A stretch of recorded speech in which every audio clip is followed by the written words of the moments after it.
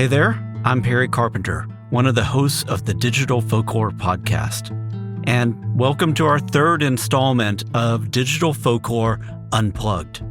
These Unplugged episodes are all about stripping away all of the fancy production elements and bells and whistles that we put in our normal episodes so that we can give you access to the raw or only slightly edited interviews with our folklore experts. On today's episode, my co-host Mason and I sit down with Mark Muncy. I'm Mark Muncy. Mark is the author of a series of books focused around urban legends and folklore in the Florida area.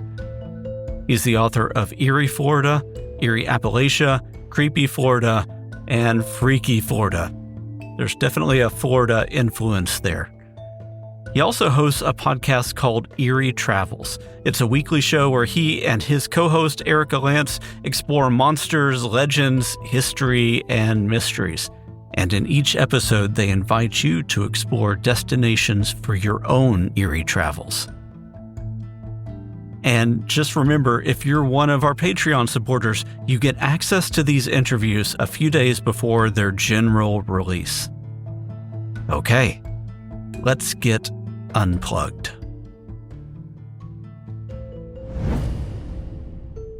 I'm Mark Muncy. I am the author of the best-selling Eerie Florida book series from History Press. I also have written recently Eerie Apalachia, also on its way to the bestseller list, hopefully. But I've been on numerous TV shows, documentaries, mostly famous for about a minute and 30 seconds of Ancient Aliens, and about 3.5 minutes of Finding Bigfoot. But you can find me on Road Trips with Ripley's, Expedition X, and a bunch of other shows. Most famously, The Curse of Robert the Doll on Discovery Channel's Shocktober documentary this fall. And more to come, but those pesky NDAs, you gotta love those. Tell us how you got into this. What drew you to it, and how did you develop the knowledge base that made you an expert enough to where you would be providing input to all these things? Well, it started long ago in a galaxy far, far away because I fell in love with Star Wars. No, but that was about the same time period. I was 6 or 7 years old. My family grew up in the Midwest, Ohio, but our home was Kentucky. And so we would go to this little rural farm on the West Virginia, Kentucky, Ohio border, right at that tri-state corner. And we had a farm there and grew up there, going there weekends and learning about the local lore and ghost stories and the local monster, which was the dumbest thing ever. It was this legendary beast with the head of a man, the body of a cow or a big cat, and a wooden leg. And because nobody can have nice things, we called it the bench leg. The bench leg of Gobel Ridge. I know it sounds like something out of South Park, right? The bench leg? The bench leg of Gobel Ridge. And he would jump from tree to tree. So this cow thing would jump from tree to tree. Wow. And then it would, if you were a bad person, it would knock you off your horse with its wooden leg, which my dad lovingly called its whoop-ass stick, which would hit you. And now, being a kid, growing up, Star Wars is my life. I loved going out there because it was dark sky territory. So I'd go out there to watch the skies. I was looking for close encounters. I was looking for, UFOs, and hearing ghost stories was always fun. But, I was like, man, stupid creature, this bench leg. But as I grew up, every single family member had some story of when they saw the thing or something weird had happened with it. My dad talked about one time where there were extra cattle on the farm when it was still a working farm. And he went around one side of a bush and my uncle went around the other side of the bush and then it disappeared on them. And so that was their bench leg encounter. Nothing really scary, but just odd. And then one day I'm out in the woods late at night. The family is up at the big trailer and I'm down looking for stars, and something unusual happened. And I don't know how to explain. It just, one of the horses in the field ran by, something spooked it. And then the other horse ran by and I'm like, okay, so that's both horses. Maybe a bear or a dog or, something that I wasn't expecting, and then I hear more hoofs and more noise. And I'm like, what is going on? There's nobody else here, and I'm realizing I have a BB gun that is not going to do me much good if it's a bear. And I saw this strange thing. I'm not going to say it had a wooden leg, but it had a weird head, and it ran through the woods and kind of glowy. I don't know what I saw. I can't explain it, but I had a story to tell. Yeah. And that drew me in. And of course, from there led to In Search of and all the books that I could grab at every school library and Scholastic Book Fair on Bermuda Triangle, ghosts, monsters. And, that was the lifelong fascination. And then was a bit of a writer in the 80s, mostly science fiction, fantasy, and a little bit of horror just because. And then became a dad and put away childish things. But I still love that stuff, still collected it. And then after a few years, I realized, hey, I can be a kid. And so we started running our own haunted house in Florida because I couldn't afford to take my family to horror nights or Howl-O-Scream or anything. So we built our own in my backyard. But the twist was we based it on local lore and legend.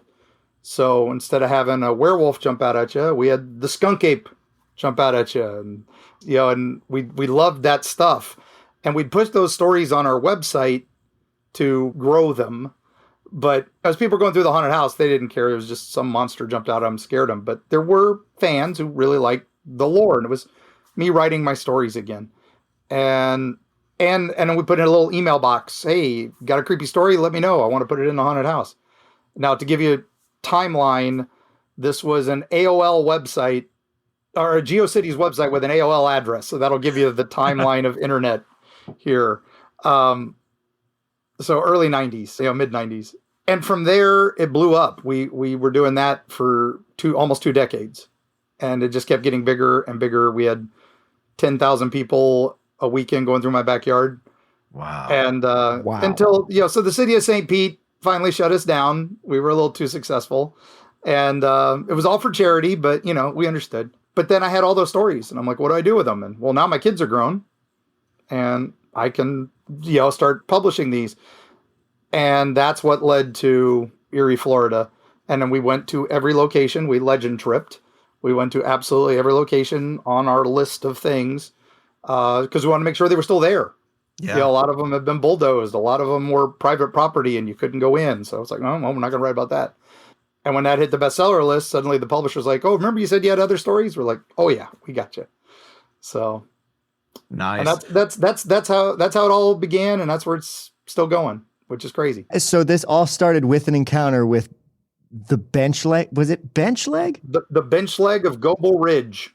The bench leg of Goble Ridge in your own backyard. In our own backyard in Kentucky. Yep. And it was just a strange thing. And like I said, I don't like to say it was a cryptid. I don't like to say it was a ghost. It was something I don't understand. It was and those are words I try to avoid in my books. Shirley Jackson, I think, did it best, where she called it preternatural stuff we don't understand yet. So stuff we might someday, for a long time, people didn't understand plate tectonics. It's, little Jimmy said, hey, look, Africa meshes with South America. And they're like, oh, that's funny, Jimmy, but then later on we figured it out. Oh, they were together and we shifted. This is the same sort of thing. At some point we're going to understand this stuff. We just don't yet. So with, and not to get overly stuck on bench leg, but I got questions about bench leg. First of all, does bench leg walk on 2 legs or is it walk on 4 legs? It is a 4-legged creature.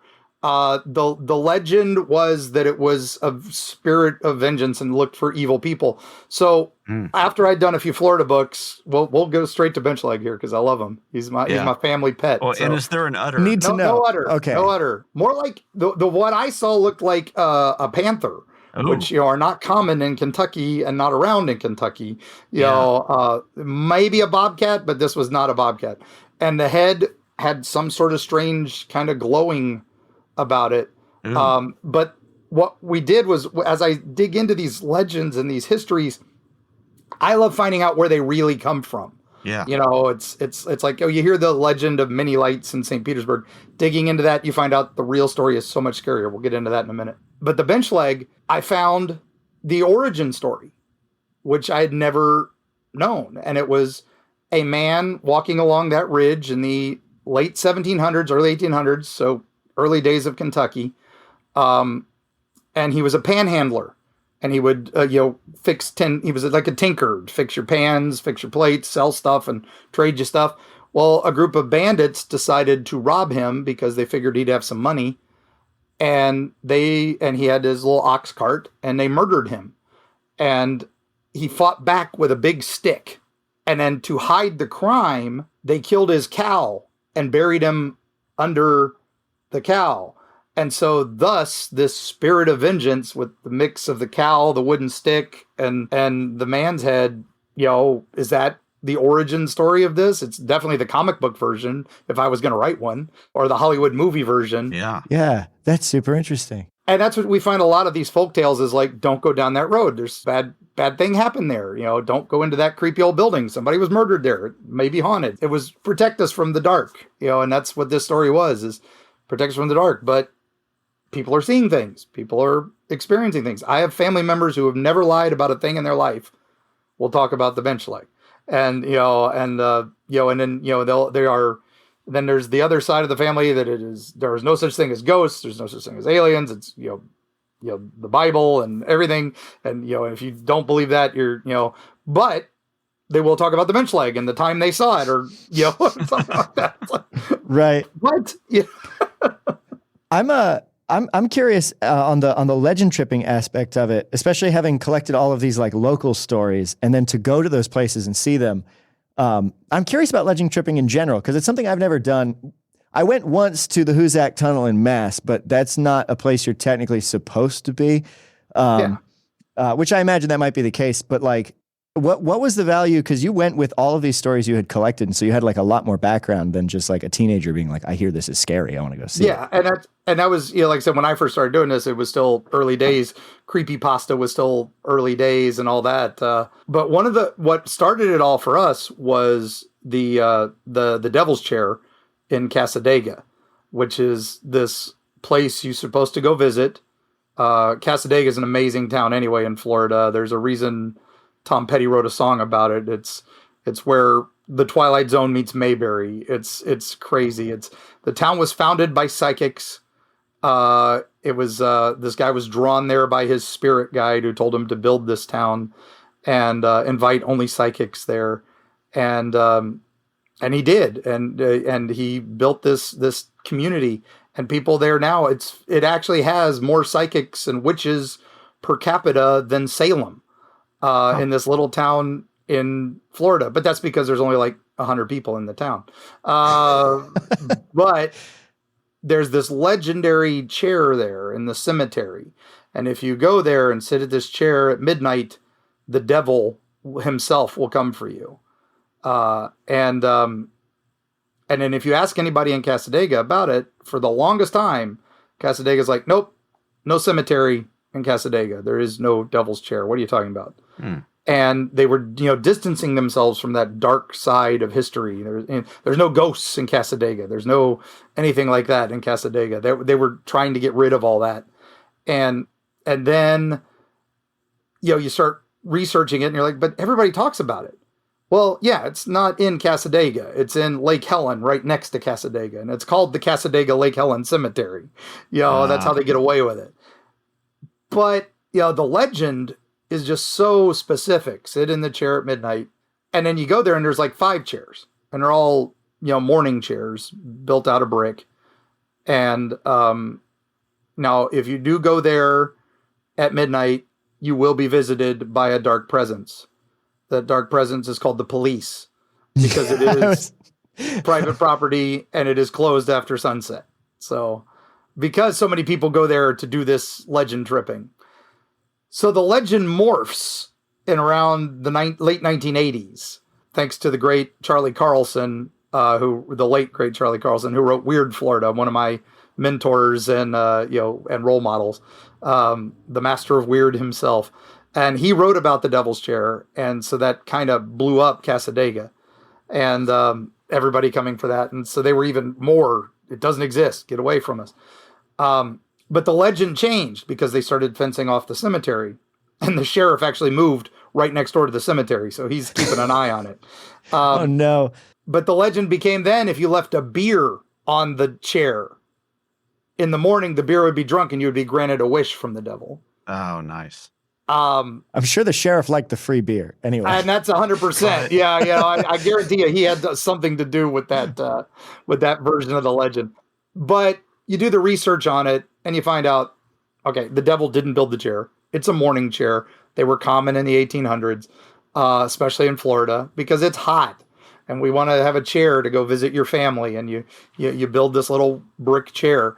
And then, the other thing people always say about it is, well, on the hottest days of the year in Florida, you can sit on a chair and it'll still be cool to the touch. Well, there's a reason we build chimneys out of brick. They dissipate heat. So you legend trip this. Yes, you can go leave a beer, whatever. Just be kind, knowing it is a family plot. The family is still around. This is not some abandoned cemetery. Be respectful for those around. So that's what I say. What do you think the appeal is in it? Like, what is the thing that would draw you to do it? Is it to participate in the legends, or do you find that you learn more from actually being there? Or what is the call? I think the call is to find out if there's something beyond, if there is that next thing, to find out what we don't understand. Are there ghosts? Are there Bigfoot? Are there sea monsters? Are there UFOs? It's some of the stuff, like I said, when I was growing up in the 70s, this was, Leonard Nimoy was the only guy who talked about this, and we might get Carl Sagan to give a passing thing about it. Right. But, now we've got congressional hearings on UAPs and every channel, Discovery Channel, History Channel, Travel Channel, they don't show History, Travel, or Discovery. They show Ghost Adventures and UFO, Ancient Aliens. And, I'm the guy who's on a bunch of them. And I go, okay, hang on, that's out of context. I did a 2-hour interview with some German talk show, and you edited that to 1 minute and 30 seconds. So, just know that those are TV, gang. That's all you got to know. Those are entertainment. So, yeah. So I'm wondering if with legend tripping, there's different motivations for different age groups. Like if you're, 13 to maybe 17 and you go, or even a little bit older than that, legend tripping, it might be because you see it as a rite of passage and you're wanting to show yourself as, fearless in front of your friends, or to go with a date and be in a scary situation, and have all the endorphins and everything else that go with that. But as you get a little bit older, you're asking those bigger questions that you're asking with that. Is there something that is connected to this that is bigger than the world that we typically think about? Or is there something interesting about history that I can learn about this that's going to tell us a little bit more about ourselves as well? Do you see those breakups, or do you talk to those different age groups and hear their motivations? 100%. Once the books hit, I started getting more and more emails about, have you been to this place? Do you know anything about this place? Because, I have a story about this place, and, I saw something weird here. And that's my big thing is please, please, please, if you see something, say something, document it, tell somebody, because that's how we build these databases. That's how we find, okay, you saw something, you really did see something, or, that was 10 states saw the same fireball. Okay, it was a meteor, and we followed the trail and we figured out where it landed. But that's still cool. How many people saw that fireball? But that's how we also prove, crazy Uncle Joe who saw Bigfoot when he was in the 1960s. 16 people saw it in the same area. It may have been a guy in a suit, but we got 16 other witnesses. So crazy Uncle Joe wasn't so crazy, and that's, yeah. And then how do we find these ghosts? How do we find their stories? And with me, with the new book, it was, Apalachia. So it was going into these hollers and getting these monsters like the bench leg. I wanted more bench legs. I knew there were more out there. Jersey Devils that hadn't popped, Mothmans that hadn't popped. And I wanted those stories. And the Meemaws and Peepaws are dying off. So this is Yeah. folklore that we are losing at an alarming rate. And not all of it's getting put into creepypasta and SCP and all that. And it's a shame because that would be a good repository for it. But I like to think that, museums and other things would be good too. So More of our interview with Mark Muncy after this. Welcome back.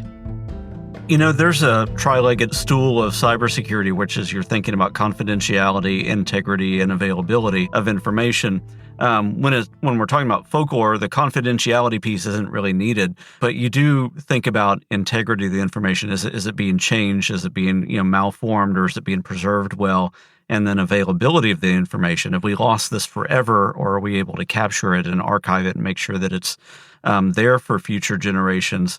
I'm wondering if you've had experiences like where there's a little bit of a taste of a legend or something that you wanted to look at, and as you started to untangle it, you've seen how it's changed, or people have intentionally changed that to maybe create a new legend out of an old one, or maybe try to delete a legend because they thought it was shameful for their family or something. Have you run across those weird permutations? Oh, quite a bit. Probably one of the most famous that we came across in the early days was there's a monster in Tampa that was on a trestle bridge. And it's just called the Tampa Trestle Monster. For some reason, it was called the Nebraska Avenue Trestle Monster, even though it's not anywhere on Nebraska Avenue. But this creature was basically, it's right near a school, and this bridge goes over the Hillsborough River and then goes over this school, and it's a trestle bridge. It's a train bridge, and you're not supposed to go on it because trains go on it. And kids found that they could cut across that bridge and save 10 minutes from having to walk out to the road, back across, and then back across. So they would go across this road. But the story was that there was this body that you would see out on the bridge, and it looked like a guy in a suit, and he would call for help, help, help, help. And then you would get out on the bridge to go help him, and suddenly it would rise up like a sea spider, using the body like an anglerfish would use it. Oh. And you were either going to get eaten by this creature, or you could jump into the water and save yourself, maybe, but you might die. So now this is not the nicest area of Tampa. There is a lot of missing people and a lot of kids suicide off that bridge. A couple kids have been hit by the train. So, not a pleasant experience. But what happens is creepypasta comes out. And now we had used this monster in our haunted house that we had based on local legends, Hellview Cemetery. So one of our monsters was the Tampa Trestle Monster, and it was a guy in a suit with creepy spider legs.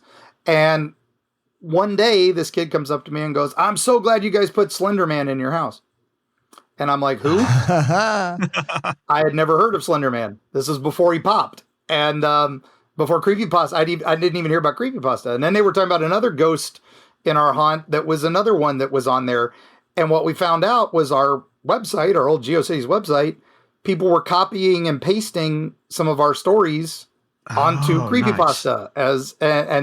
I think it was Reddit No Sleep was big at the time. That was the one I found them first.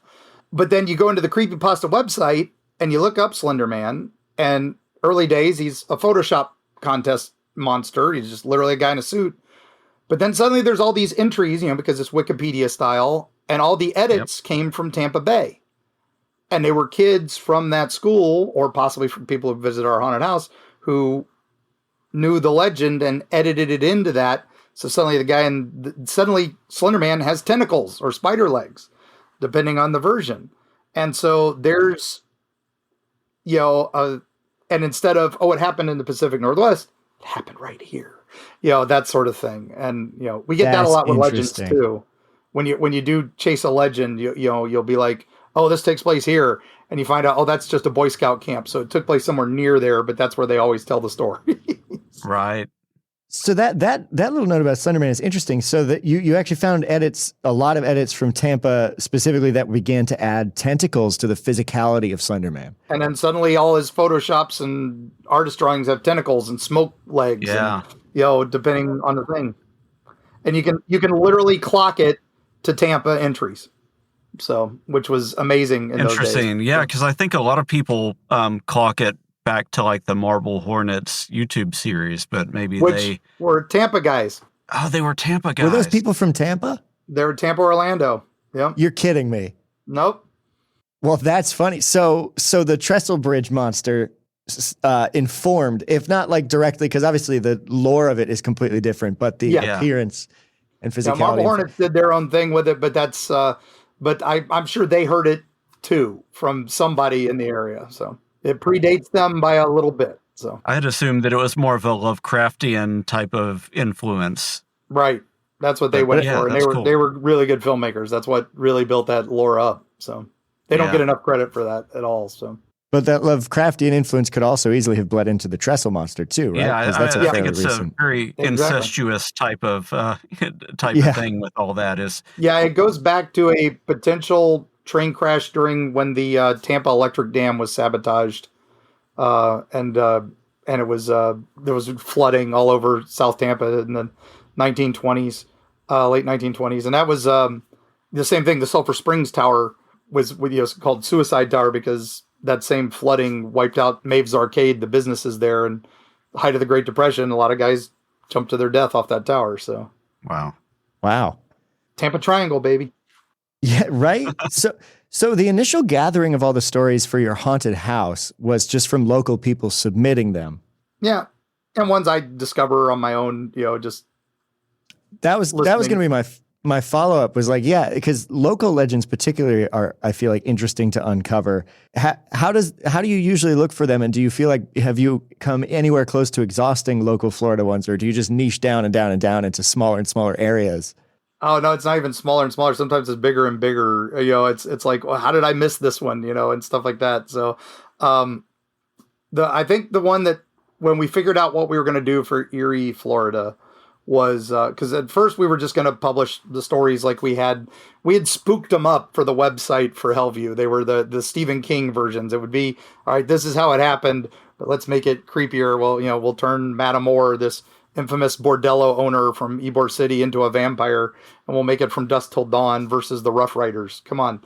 When Teddy Roosevelt orders your bordello burned down, how do you not turn that into From Dusk Till Dawn? Right? The problem is now some of that is like, if you go to research Madame Orr and the Orr House, you find our stuff from our old haunted house. You can't find the original historical stuff because our stuff blew up, and that is just lost to history. Overshadowed it. Yeah, but one of the legends we had always done was there was one called Mini Lights, and it was in Tampa Bay. And if you said Mini Lights 3 times, this strange little lights would come and chase you. Okay, that's dumb legend. That doesn't make much sense, but always in 3s. You got to mock the Trinity. That's how these things work. Sounds like Will-o'-the-Wisp kind of thing. Exactly, like Will-o'-the-Wisp. They would chase you, and if they touched you, it would singe your flesh, but not do anything terrible. But so I remember building, because I was big into Halloween, building props and stuff before I got back into the legends were just kind of how the means to the end. So I made a little gyroscope thing with 3 little LED lights that would chase you, that would just blend around the background. I knew nobody knew what the hell it was, but for me it was important. And some people would go, "Oh, I love you put mini lights in." I was like, "Yeah, great." But then as we were doing Eerie, Florida, suddenly I'm like, all right, now I need to get behind the legends. I need to find out the history behind this. And I started asking people, and on the north side of town, people would be like, "Oh, it's, you say it 3 times, these little lights will chase you." But on the south side of town, it turned into a completely different version of the legend. And it was, and first off, it was very much don't go messing with mini lights. Mini lights will get you. And then you find out, oh, her name's not Mini Lights, it's Mini Lightning, and she's the voodoo queen of St. Petersburg. And it's like, what? Nice. And she summons the lightning. And that's why we have so much thunderstorms. And she hates Marie Laveau in New Orleans, so she sends all the hurricanes to New Orleans. That's why they steer away from Tampa Bay. And it's like one of the many legends of why storms dodge Tampa Bay. But it was cool. And I'm like, all right, that's neat. But then there was a dark side to it. But if you piss her off, she will send her gator boys to steal your children. So she has little gator men that will come out and steal your children. They'll come out of the alligators in the sewers, and they'll come out. And so now it's this other, what a layered story. Yeah. And where does that come from? So we start digging and digging as we did. And I thought, Mini Light sounds an awful lot like Mennonite. And there was a strong Mennonite community, particularly in Gibsonton, across the bay, which, became the circus town, where all the freak show folks all summered and everything for Ringling further south. And I'm like, maybe.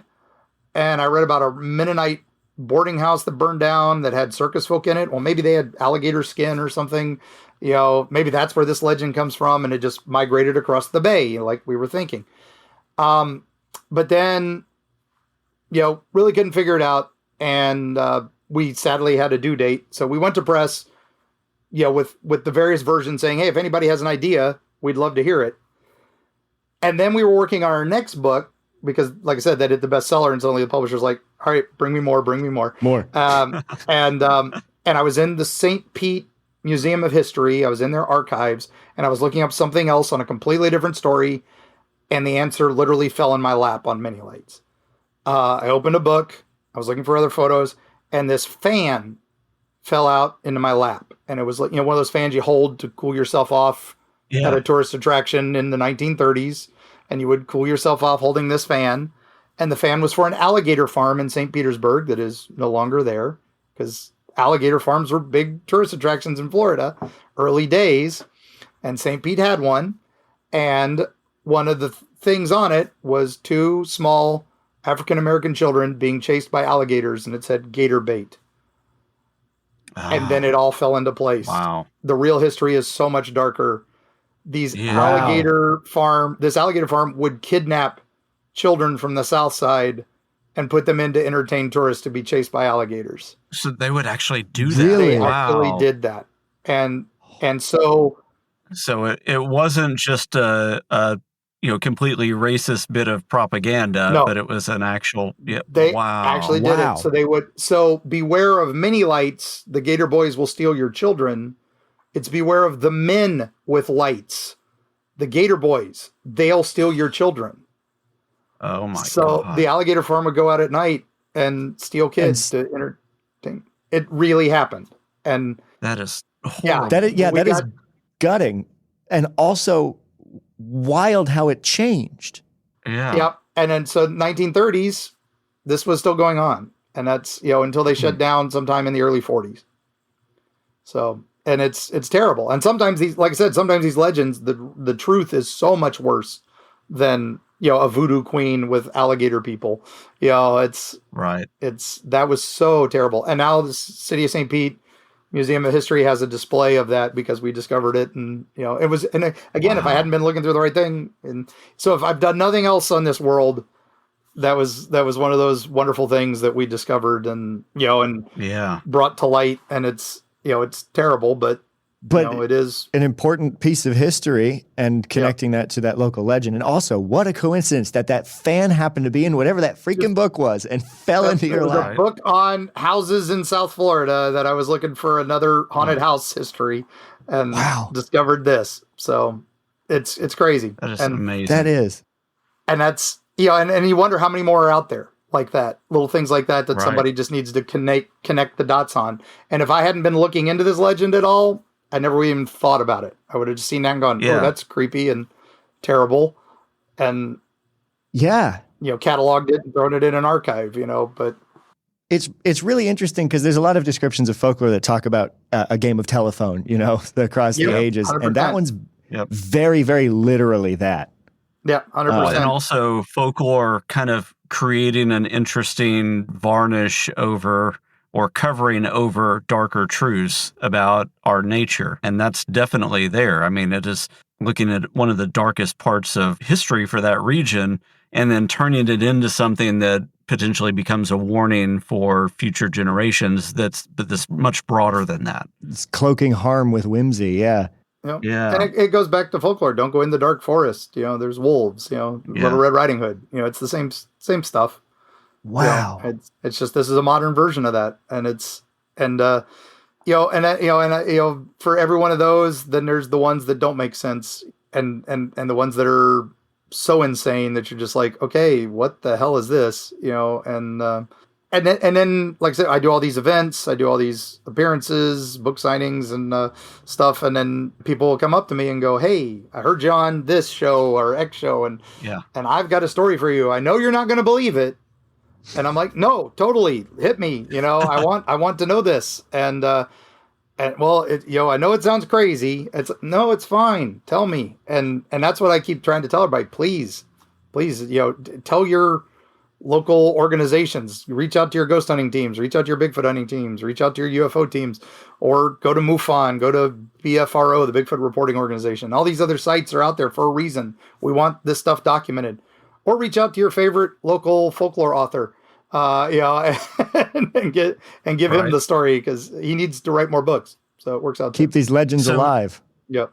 Yeah, I was going to ask you, do you consider yourself a folklorist or a paranormal researcher, or do you see distinctions in these different categories that maybe other people might put distinctions in? Or like an archivist of some kind? Yeah, an archivist. I think, how do you describe yourself? I used to describe myself as a paranormal journalist, because I was not going on ghost hunts. I was not going on Bigfoot hunts as an investigator, but I would go with Bigfoot hunting teams on investigations. I would go with paranormal teams on ghost investigations. I would go with UFOs on UFO spotting trips. And I would go with legend trippers as they would go and try to reenact some legendary curse for Bloody Bucket Bridge or whatever, let's bring the ghosts back. So I would go with them and document their stories. That's what I originally started as. But then as that morphed into the more research part and the more archiving part, especially now with Eerie Apalachia, where it was more like, I want to keep these stories alive for generations. So I still want to try to dig and find the history behind them and find the story that started it all. But it's cool if I can, narrow down a thing. Even better if it's got some folklore history or even more ancient. We did a lot on, for the new book, we did a lot with native cultures, because we were looking into an incident in Ohio called the Crosswick serpent, which is this thing. It's well documented in some newspapers. This giant snake with legs. They don't say dinosaur. They don't say lizard. They say snake with legs. And it grabbed a small child and ran up a tree, and the whole town comes out to fight it and knocks the tree down, and it runs into a cave, and then they seal the cave. It's never seen again. But the descriptions are very similar to the Native American underwater panther, or Mishipishu, which is a native legend, you're not really, you can't say native legend, because that's just their belief. It's their way of life. It's not folklore. It's not myth. This is, you've got the thunderbirds in the sky, you've got Mishipishu in the water, and you got the great serpent in the underworld. And that's just the way it is. And Mishipishu is 100% the description of the Crosswick serpent. And no one ever put those two together. And then you mix that with Alligator Mound, which is a mound in Ohio. Why would you name a mound after alligators in Ohio? And then we realized, that's just, again, racism playing into the cards, because it was originally something else. It was probably a Mishipishu mound. And we just called it the Alligator Mound because the natives would say, it's this great creature that lives in the water, and it's got a tail that makes whirlpools, and it's and it's got scales on its back, and we go, that's panthers don't live underwater. It's got to be an alligator. Right. You're calling it wrong. That's what we call it. Oh, okay. And so the natives go, all right, well then your word is alligator, ours is Mishipishu. And so then later on, when they are all driven away or dead, and the next group moves into the area, the local settlers go, the people who lived here, they said that was Alligator Mound. They insisted on it. And it's like, no, it was Mishipishu. But the fact that the Crosswick serpent, all that is all in the same area within 100 years of each other, and a couple 100 years, it's like, okay, there's something there. What is that? And so, is it gone? Probably. Did it chase down into the Mammoth Cave system down there is so deep, we don't know how deep it goes. There could be stuff down there we'll never know. And, That's what scares me more than anything, is going down there and just being lost in that Underdark for forever. God knows how long. Yeah. Sorry, my cat keeps trying to knock over my trash can. Well, good for him. I'm gonna close. Yeah, I'm gonna close the door because now they both just walked out of the room. So just give me 1 second. Yeah. Little demons. This is fascinating stuff. Yeah, It's absolutely. like I've written a few books about this stuff. I know, right? After the break, the conclusion of our interview with Mark Muncy. Welcome back. So, I don't know if this is question worthy for an interview, but I am curious because you've used the word "we" a few times when you're saying we're doing research on this. Who is the we? The we is my lovely wife, Carrie Schultz. She started as a good friend, and she was my illustrator. And she's the talent. I just do the words, because these monsters, they don't pose for anything but blurry photos because they're all such divas. So she has to bring them to life. And she is like the forensic sketch artist for cryptids and ghosts. People come up to her, and we'll go back to the original descriptions, the original sightings, instead of the modern interpretations that have been telephone tagged, but then we will also try to get an actual firsthand witness and talk to them. And that's how we recreate these things. And that's why she sells tons of art on this stuff. Not just in the books, but, when we're at conventions, we were at the Mothman Festival this year. She sold so many prints because people love her Flatwoods monster because it doesn't have arms, because the original sighting doesn't describe any arms. But when they go on New York television a couple days later, the original witnesses, they had a sketch artist draw it, and he drew it with arms, and because it looked scarier. And now every drawing of the Flatwoods monster has these crazy arms, and of course that's not anything at all like the original. Or like Mothman is another one where the original sighting is this muscle-bound flying Sasquatch, and it's ripping its wing that's caught in barbed wire. People don't talk about that. It's using muscular arms and muscular hands to do it. Most drawings of the Mothman don't give it arms. It's just the wings. And there's certain, and of course everybody jokes about the statue because it's got the 8-pack and the very toned butt. So there's the cult of the Shining Hiney in Point Pleasant, West Virginia. But you love that. That actually is, the physique is kind of close. It's it's the mothy stuff, because the artist who made that based it on a Frazetta drawing of an alien. But you go back to those original drawings and it's like, oh, okay, yeah, he's definitely this muscular thing. So that's my partner in crime. Now, she is ghost kryptonite though. So whenever we go anywhere, if it's haunted and she's in the room, nothing will happen. Absolutely nothing. But she purposely stays outside sometimes. We recently went to the May Stringer house up in Brooksville. If you haven't been there, it's one of the most haunted locations in the world. And it's just north of Tampa Bay. And there are several ghosts known throughout there, and paranormal teams book it years out to do investigations in this place because they get so much evidence there.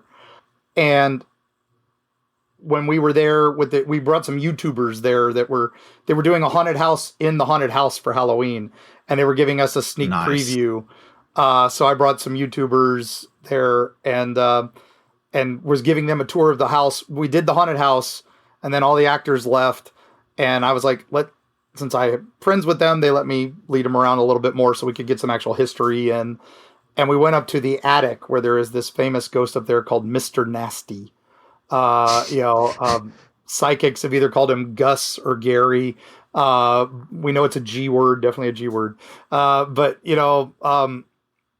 anyway, we were up there, and at event, when we had done our earlier tour, a doll had fallen over, and so we were kind of just looking at that, and we were talking about it, and the attic door just blows open right behind me while they're filming, and none of the windows are open in that house. It's all sealed. There's no air conditioner in that house. The door was shut tight, and that video is just amazing. And you can catch, if you catch on YouTube, my face is just, what just happened? And even I was taken aback by it. And I was like, we literally got showed the door by a ghost. Wow. And so with that, I'm like, the two YouTubers were like, "Yep, time to go. Time." We're done. I mean, what do Yeah. you expect from Mr. Nasty, right? Exactly. Right. He's a jerk. I don't think he's a demon or anything. I think he was a jerk in life. He's a jerk in the afterlife. Get out, and Probably sick of tourists. exactly. And he's like, it's midnight. Get the hell out of here. So What Get off my lawn. Yep. what channel? How do I find the video? Who are the YouTubers? If you can the say. YouTubers were Tampa J and Chris the Girl. They do travel vlogs. And I think we had another one with us. Aimless Adventures was with us too, but he didn't catch it on film, but those two did. And Wow. they do travel vlogs. They go to a lot of conventions and stuff like that, but they also do, I took them to Casadega. We went to the Devil's Chair. And so I've been helping them do some legend tripping. They become good friends. So That is so cool. That's super. I just popped it open in a tab. I want to check that out later. yeah. It sounds like a lot If you of look fun. up Tampa J May Stringer, MAY Stringer, you'll see it. So And I found the Chris the Girl channel and the Tampa J one, two separate. So they all filmed separately, and Aimless Adventures. they were separate, and now they're dating, and they moved in together. So now it's become a thing, and but they get two different versions of everything. So it's very cool. So Yeah. It seems like if you want to get in a relationship, you do, legend tripping Yes. or paranormal research or legend or folklore research together, Ooh. right? Right. Is that the thing? yeah, well, Ooh. the Thunder just confirmed that there. So Yeah. Right. That's what that is. That's a heck of a report. So we've got like 9 minutes left. Mason, do you have a question? And then I've got like 2. I wonder if we have one of the same ones, because it's a question that you've been asking that I really want to know from Mark, but I also don't know because you've shared so many. Do you have a favorite like local legend? That was the question. And then there's an alternate if you want to go this route. A favorite legend, a question you wish that we had asked that we hadn't thought of yet, and then I want to ask a follow-up question after that. okay, or my favorite legend. I love my bench leg because he is family, but Yeah. and I love that we discovered so much about mini lightning and mini lights and all that. Yeah. But I got to say, my favorite is there's a ghost of a place in Clearwater that the place is no longer there, and it was this. It was called Boatyard Village, and it was built to look like a turn of the century fishing village, but it was built in the 1970s over swamp, and it's now and it had some cool restaurants, some other things like that, but it was never it didn't pop, right? It was just one of those. It just kind of. Yeah. But they had a theater there. And they would do dinner theater shows, and it was kind of where old TV stars went to die. They would do dinner theater shows there, retiring to Florida. And and famously, there was a ghost in this theater. And it was this Victorian lady in white, classic theater ghost, with a parasol. And she would walk across the stage at random times. Now, probably the most famous time was Bill Daly, the guy who played Major Hewley on I Dream of Jeannie, and an old Bob Newhart show actor. He was there doing some show, and she walks across the stage, and he's like, during a matinee, and he's like, lady, this is Guys and Dolls. What the heck are you doing in that outfit? And then she vanishes before his eyes, and he's like, well, can't top that. Ladies and gentlemen, we're out. And so that's when it got into the paper, and people started talking about it. And then another show, she came out on stage and vanished in front of the entire audience. So it was big to do.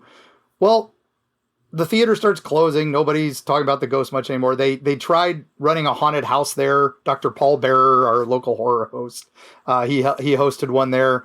And they joked about the ghost being the extra that they didn't have to pay and all that. But eventually, Boardwalk, it burned down a lot of it, and they wound up having to just destroy it.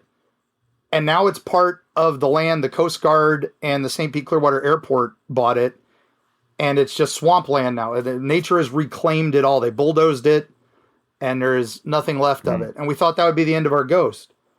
But people kayaking in the area or out boating in the area suddenly see this lady in white walking among the mangroves in the swamp Interesting. and with a parasol, and they don't know the story, and they start reporting it, and I started getting emails about it, and it's like, what? She's still there, but there's no reason for her. The theater never did a Victorian show.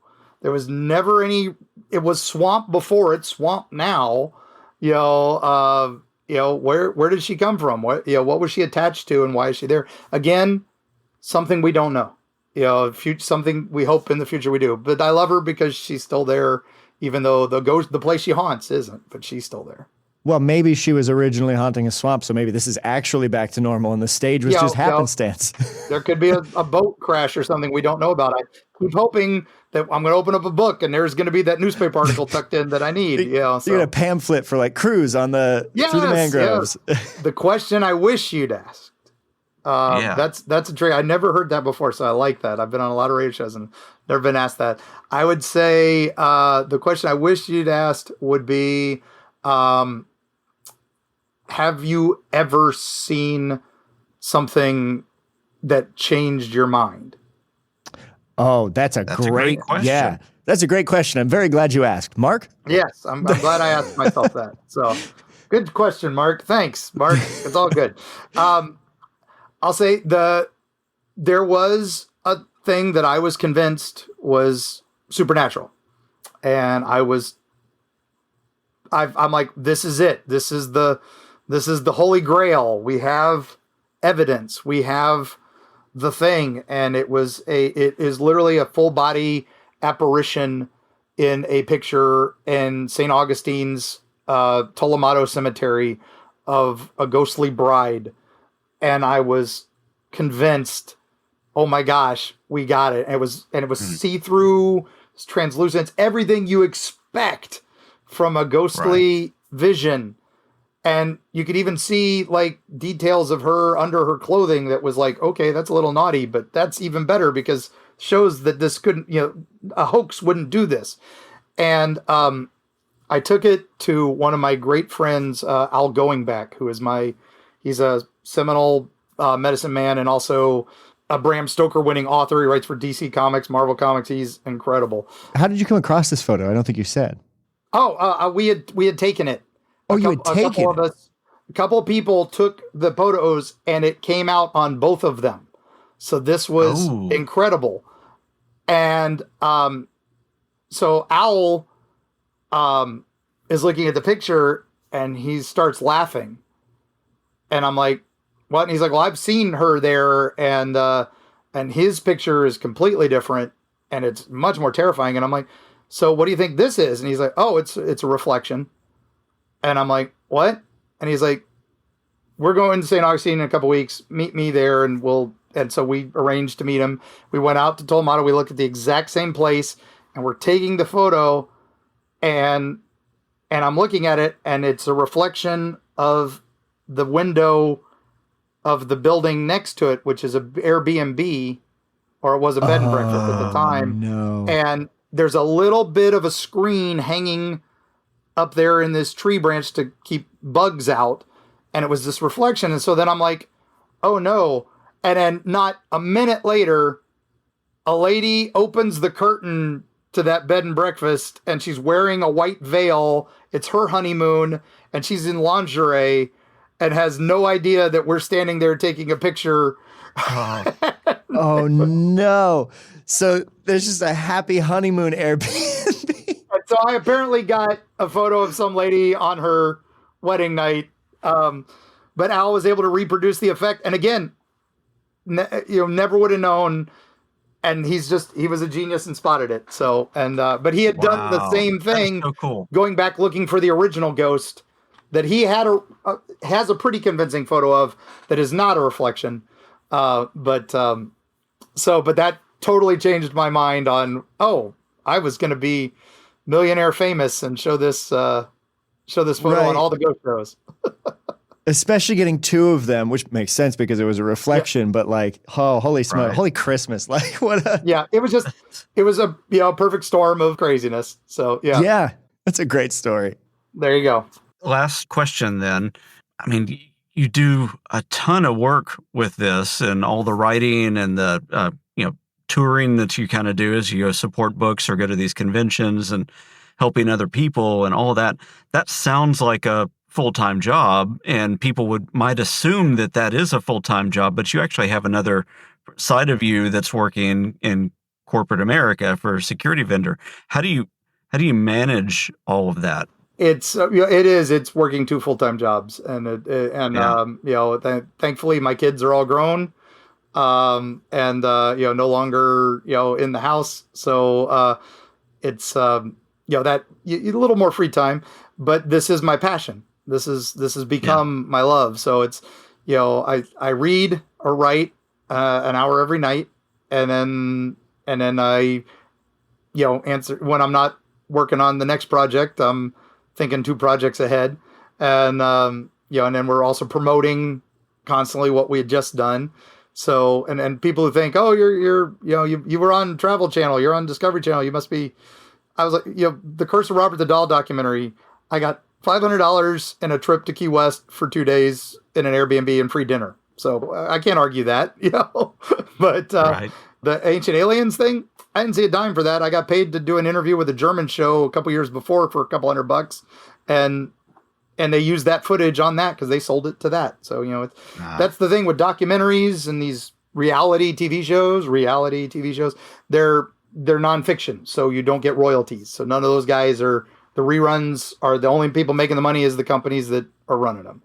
So, wow. I actually didn't know that royalties didn't apply to works of nonfiction. That's a thing? Yep. That's Holy the thing. smokes. So, yeah. Well, it's also, you're not considered an actor, so there's not all the points for that Robert, come with that. For Curse of Robert, I didn't act. I was just telling the stories I had heard and and things like that. And they used a lot of my research for some of the stories that they reenacted. Now the actors in that, the reenactors, guess what? They still don't get royalties because it's a reenactment. Really? It's things like that. So that's how they get away with it. But that's the business of that. But yeah, no, it's you can make a little bit of money doing this. And people are like, oh, you're in it for the money. I'm in it to save the stories and to save the folklore. It's nice that I can pay to go to all these places by doing this. Every dime we make pretty much goes into the next trip and all that. So it's a lot that of makes total sense. Your passion fueling your passion. Yeah, it's nice when the conventions invite you, and now that the Discovery Channel thing hit. Yes, I got to conventions out of state that I normally would have had to pay to be at and all that. So, hey, that's great, and that's what it really does. So that's cool. But you still got to have health insurance, and that's what the day job's for. That is super cool. I think that's a good place to end, unless, Mason, you have any last tidbits that you want to make sure we milk out? No, I feel like we should do a whole mini-sode that's just stories from Mark. I'm happy to jump back on anytime. Thanks so much for listening, and thank you to Mark Muncy for spending time with us.